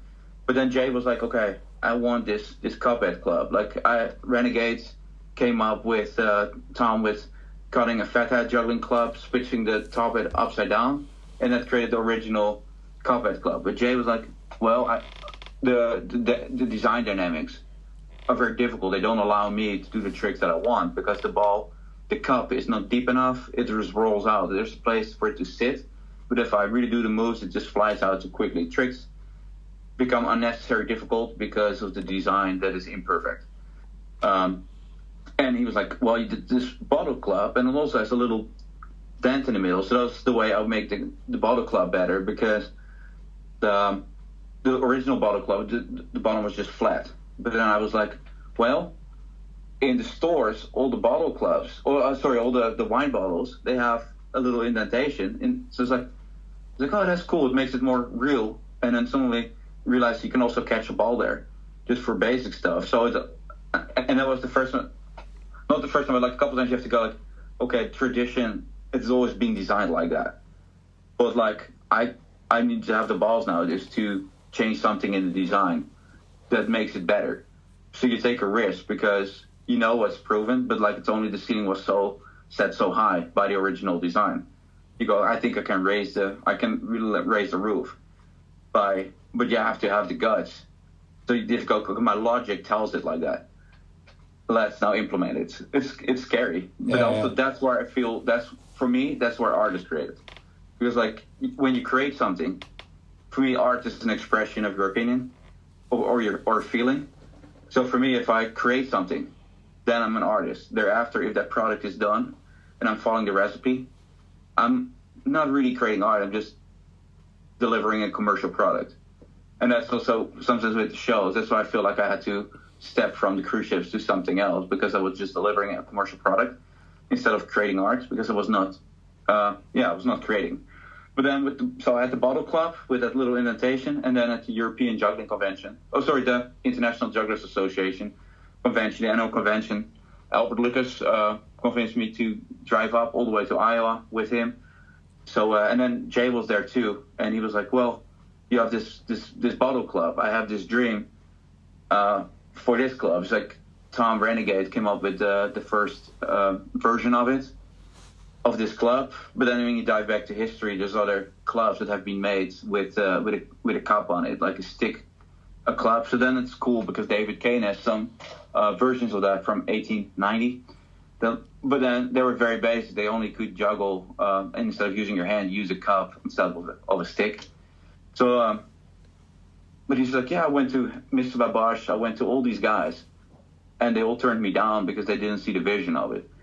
And it would not be selling so much. And I was like, well, and then I was like, how much is a mold? It's just a couple thousand. So I was like, okay. And a project is never going to be a complete failure. So you always like, maybe it's not going to be a big success financially. Like if you want to look at financial, maybe then financially it's not going to be a huge success. But then if some people are having that act, so even if it would sell and you would at the end you're $700 short, then I go, well, how much would I willing to pay for a ticket to see Jay Gilligan create a really cool piece of art with his new prop? I go, well, I'm willing to do one corporate gig or something, or like just not even like a great gig, just a gig that pays you $700, good gig, but not the end of the world. You go, yeah, I'm willing to do one, like a 2-hour, 3-hour strolling gig at some corporate event as my payment for the thing I may be short for what it's going to be at the end. And I go, and then also it's like, what a cool opportunity that you can almost say like, thank you to Jay for pushing juggling for so much. And you go, yeah, just even as if everybody turned him down and doesn't see the value of that, just that opportunity that you could go, yeah, this is my thing back for it, because he put so much into the system, and then some of the ideas that he had, you go, now I'm just getting some gigs, or I have one routine that is inspired by something he did. It's like, and I'm going to learn something, and I'm going to collaborate with him. So that means probably at the end I'm going to be better friends with him. So you go, and that's the same with the Past and Future book. It took me a lot of time, but then now I'm better friends with Karl-Heinz.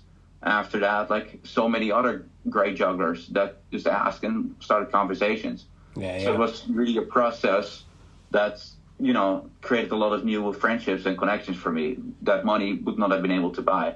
So that's why I think it's good sometimes to just take risks, because then you go like, okay, these are all the reasons that are going to be a positive outcome in the end for Jay, for the community, and for myself.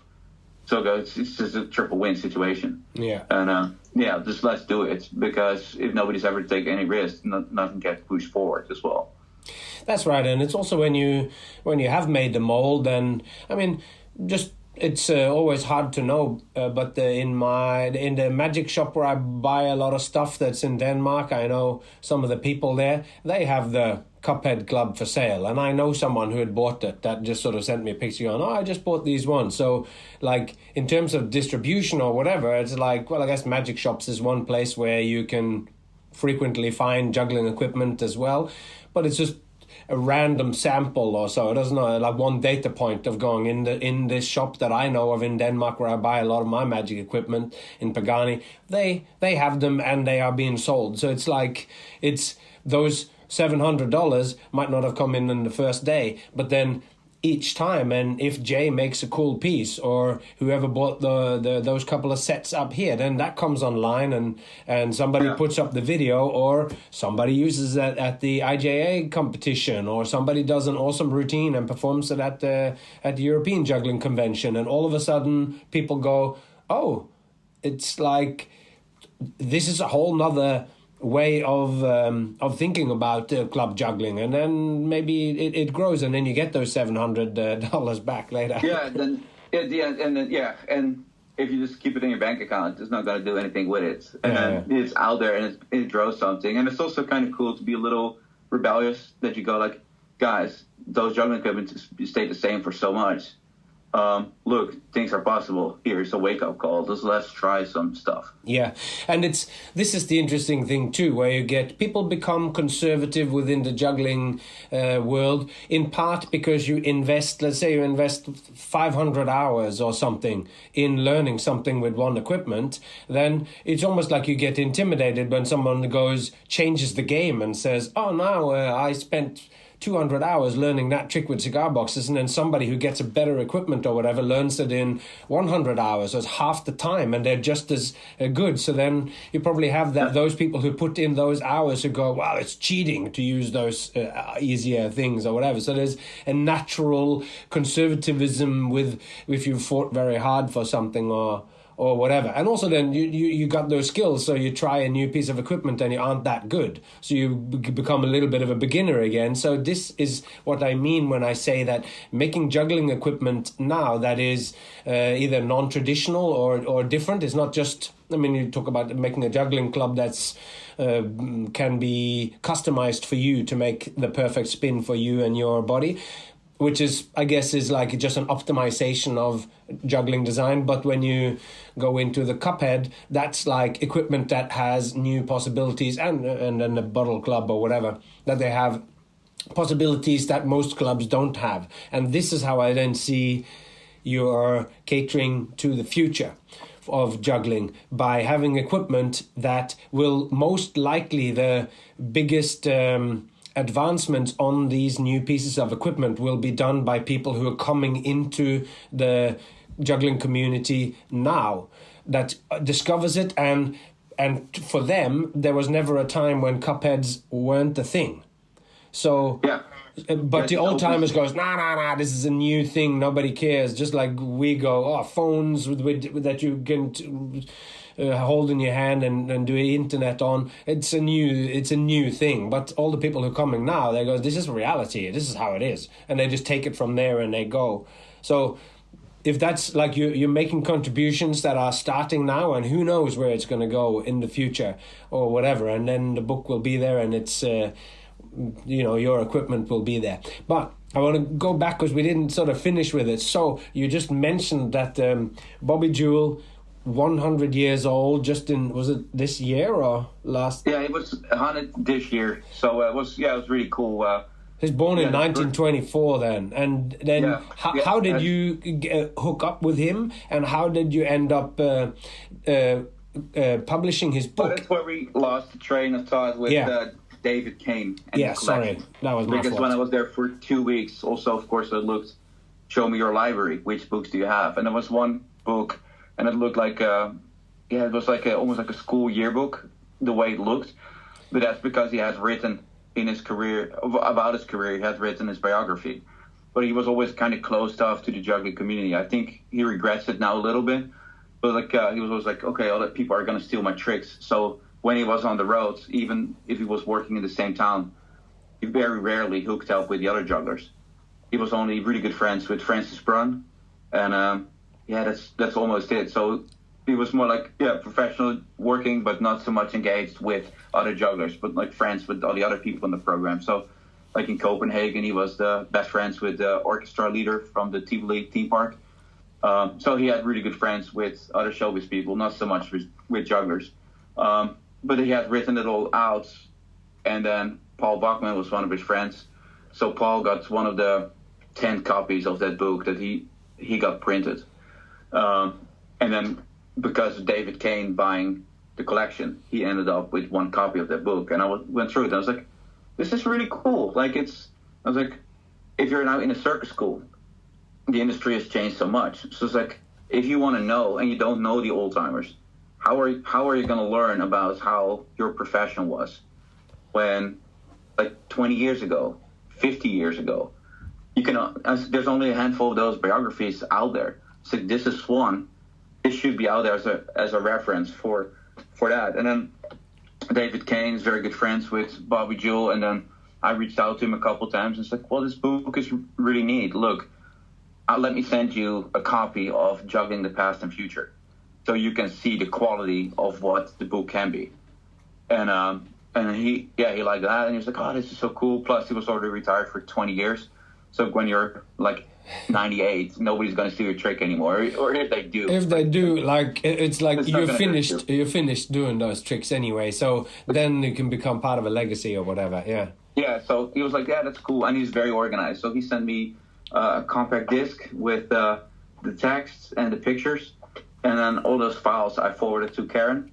And then she because Dan Holtzman is also great friends with Bobby Jule. And then, just that connections that she's like, okay, is Dan's wife going to do the layouts? And my buddy David Kane can vouch for you. Okay, I will give you the permission to do that book. And I was like, also like, if you don't like it at the end, if you don't like the quality or don't like it, it's fine. Then we just don't publish it. But let me get it to the point that you can see how it could be. And then we did it. And now all his family, his friends, people in the neighborhoods, they all like got a copy, and he's like so happy now because, people now know again who he is. Like they knew, but like definitely the book helped. Yeah. So also the last juggling convention, and when he was I was in Pittsburgh. Everybody just want to take pictures again with him, and they go, yeah, so awesome. And then we did for the International Jugglers Association. They did a post, and then we challenged him at his 100th birthday party. Because his good friend Howard Mincone, he was going to attend the party.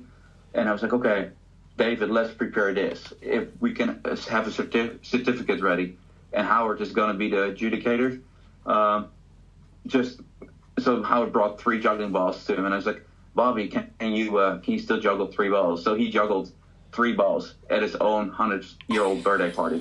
And then he got the certificate, and now he is like, and we're like, how cool is that? Like he's like at his 100-year birthday party, he performed, indirectly for his own people, set a world record at his 100th birthday party, and so definitely an icon in the juggling world.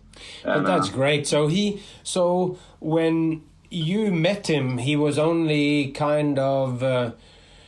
So because he hadn't been within the juggling community, people really didn't know about him. Because it's kind of like the people who are working professionally and you're going places, you might not...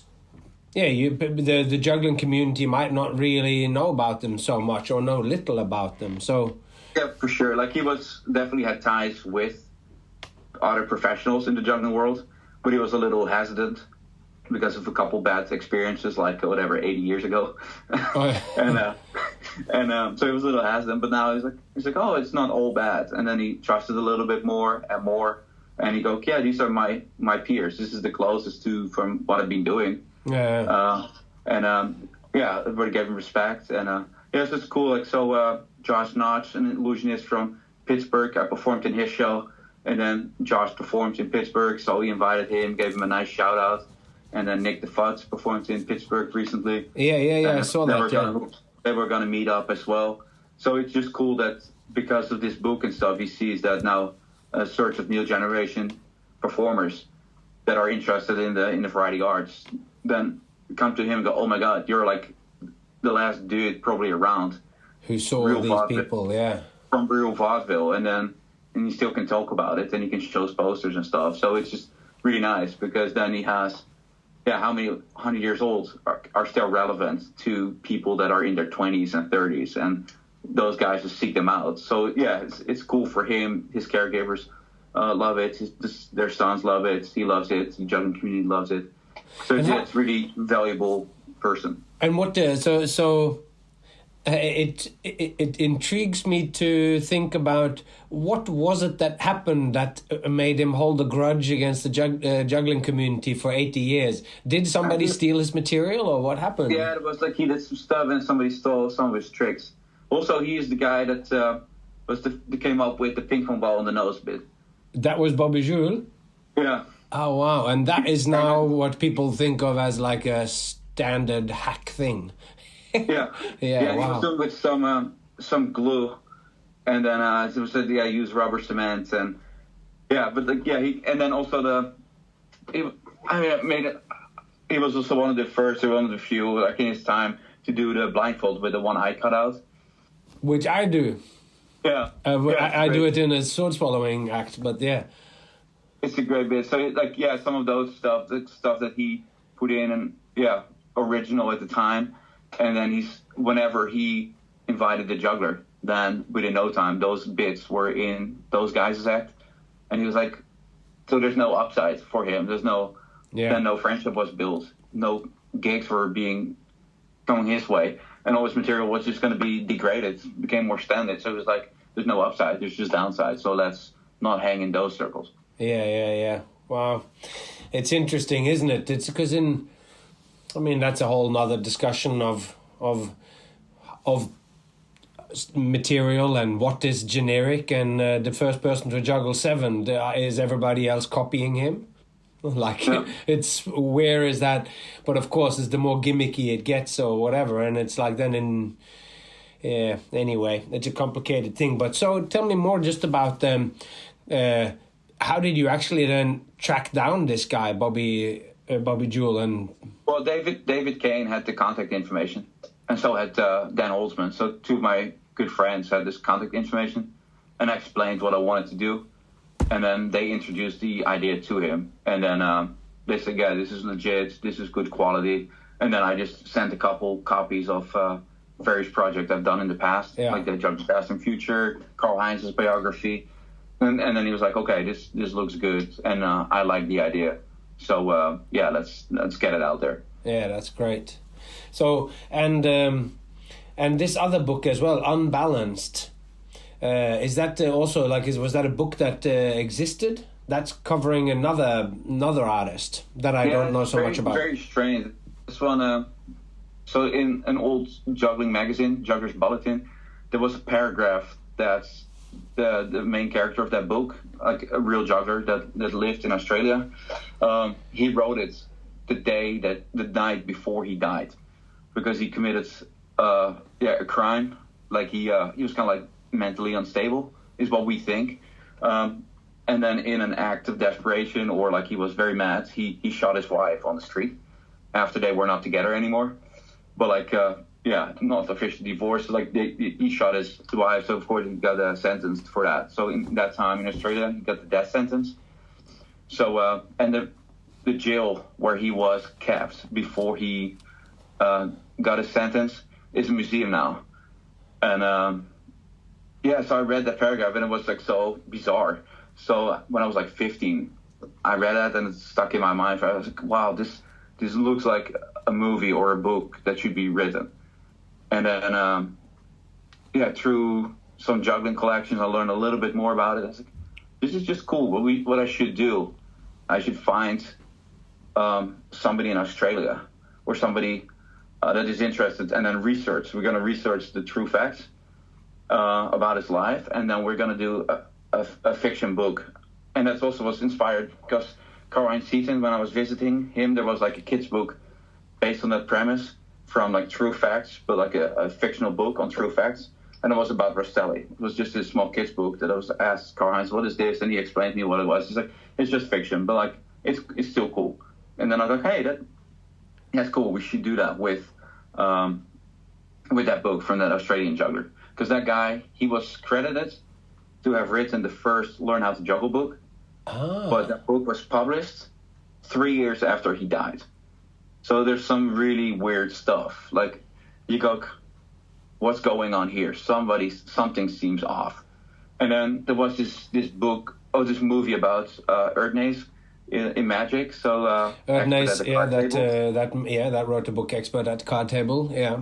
So I think it was Magic Life, and then there was this presentation, and I was like, wow, it's almost like some similarities between that very famous book and this juggling book. And look, they made this movie about it, so this documentary. I was like, yeah, I should go for it. So then, yeah, I just looked around a little bit, and then it was like an author, Barry Thorsten, who's also in theater and stuff. And then we connected through some platform about like writers. I was like looking for somebody that could write a book because I knew I didn't have the time. Yeah. And I was like, okay. And then the guy was from Australia. He was into theater, performed himself, and he already had written a couple books, and he was very, very excited about it. And I was like, so he flew from Sydney, where he lives, to Adelaide, where that story happened.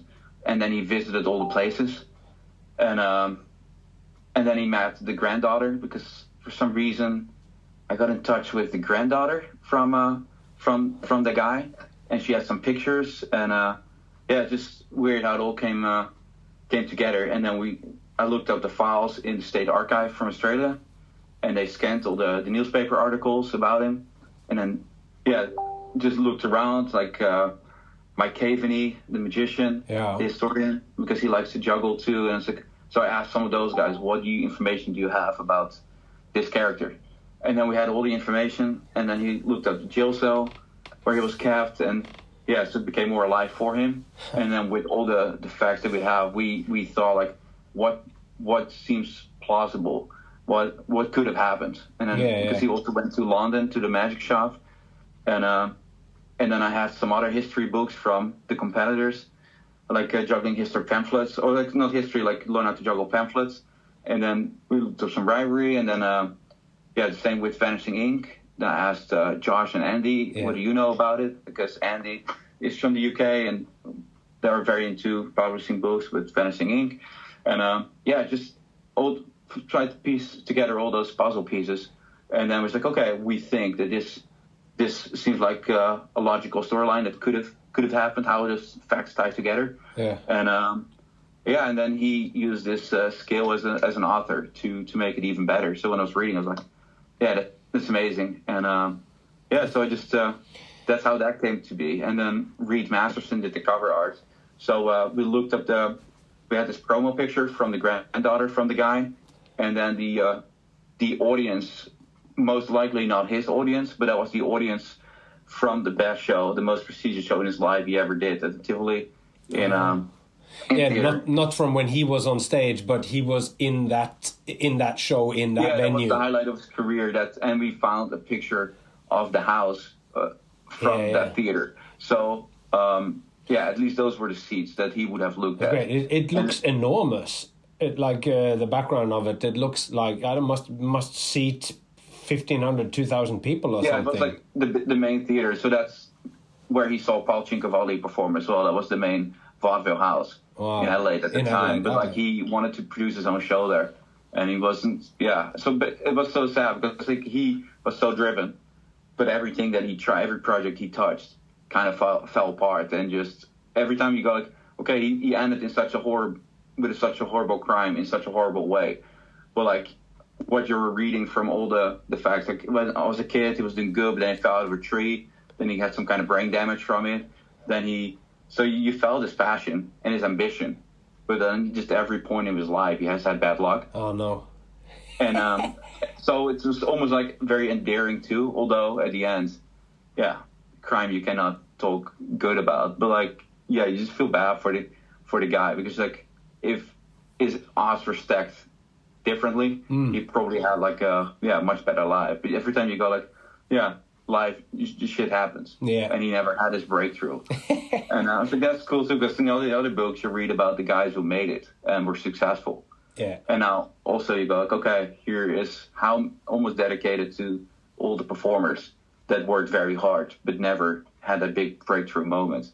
But probably the majority of the people that were the working class of variety performers, and not the superstars, but just the superstars are being written about in the books, and the rest is forgotten. Yeah, it's really interesting, isn't it? It's almost like there's a publishing bias in science as well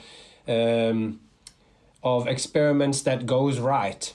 Well, we expect this to be, and then we do the test and we go, yes, it is. But most or a lot of experiments also you go, well, I think this is what happens. And then you test and you go, no, it's not. But that is also valuable information to have. And if you only publish the winners or whatever, then you get this skewed idea of, it's a single person genius who just rode their wave to the goal or to the gold medal all the way. But it's never like that. Almost the history books, they are like the Instagram feeds from people. You're not going to talk about like, you just post the best moment of your day or your week. And then you look at it and go, everybody has such an awesome life, but you don't see all the stuff behind it. So that's almost like the history books. So you gotta read people's Instagram feeds or read people's books that I am telling you the good stuff. So if the good stuff, then you can judge how bad their life is, because this was the peak. Yeah. And then they had a normal life, so it had its up and down. So if this was the highest, we have that as the thing. So that means that they must have been somewhere down here on an average, because they chose to write about the day when I won the gold medal or whatever. Exactly. Yeah, it's like Ger Kopper, one of my magician friends. He passed away now, but he was FISM Grand Prix champion. But he's like, it's so funny nowadays. You can see how much everybody's working. Because you just look at their feed, and most people post about pretty much every gig. Yeah. So it's like everything is right in the open. I know. It's one of the things that I go, because I don't. And I post, I'm not such a good user of social media, because I got so many other projects that takes up my time. And every now and then I remember, I got to do this. So I post, I work so much more than what I put in the show. And also when I'm doing seasons. So if I'm doing now, just working for the last month, I've been working in one place. I don't sort of go, and we did another show. And we did another show. Like, I'll go, I've already posted about this. And I think some of it might be also that I've worked sometimes for years doing 10 shows a week. And then I don't sort of continually post, because it's kind of like, it's boring. I'm doing the same acts or whatever, and it looks the same. Or so where my mind is on other projects or what I'm doing, or so not so much on the work that you do. So it's like when you're a working act that's just working all the time. Anyway, that's just a reflection on my own shortcomings. When you work in the office, you don't post, I'm going to the office today. Yeah. Here's my sandwich. Yeah. Just because I think that's the best way. That's also why I love your podcast and all the stuff.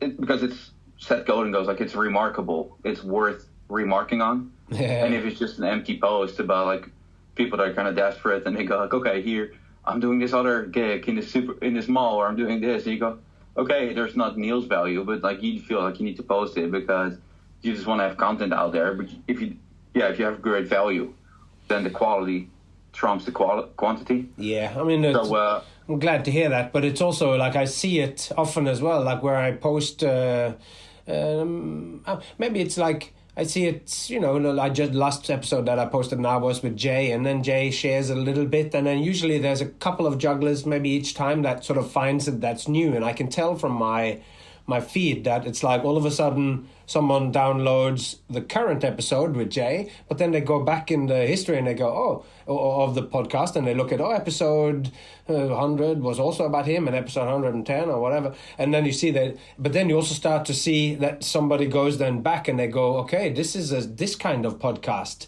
It's not just current affairs or whatever. I think the information on it remains valid, even though it's from last year. The people who like some of the conversations we're speaking about biographically, so you learn about them. But me, when I'm exploring, currently I have these 30 episodes about play, and the play as the origin of showmanship or performance, what we do, and play, of course, is a huge part of what juggling is as well. So anyway, but I like to see when I can see that all of a sudden someone after.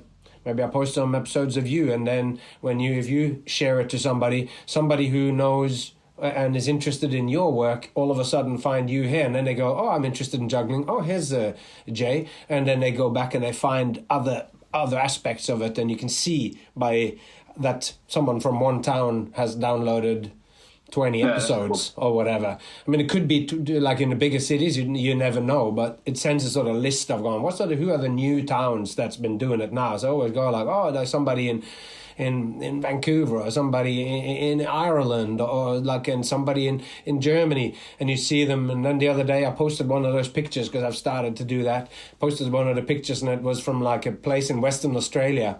And then a friend of mine, Morgan James, then he sent in going, oh, that's me. I was driving through the thing, and I must have downloaded the episode on the drive there. So I sometimes think, when I look at those stats of where people have gone, where you're going, oh, all of a sudden there's like 5 episodes from northern Canada, and you go, it's probably somebody who's been driving, and then they finished listening to one episode and they gotten on a roll, and you binge listen to 5 episodes or so, and you get their sort of tour route, whether on the way to a gig or something. So I enjoy that. Yeah.